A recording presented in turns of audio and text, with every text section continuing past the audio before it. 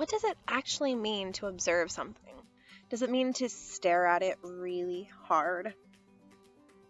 Observation doesn't happen in our eyes. It happens in our brains by drawing connections to what we already know.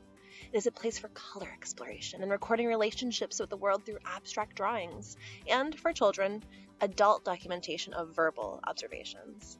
I will be providing you information so you have your own nature journal toolkit. This includes why nature journals are important, how to get started, and what to include.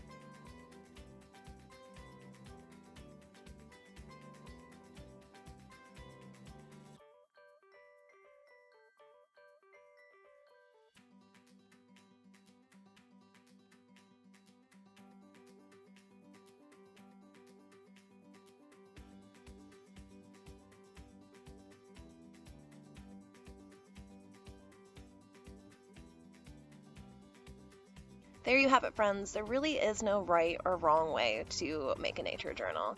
You can buy a fancy journal, make one out of paper bags. You can even grab some individual papers and bind them together somehow at the end. Whatever is getting you outside, observing and making connections is the right way.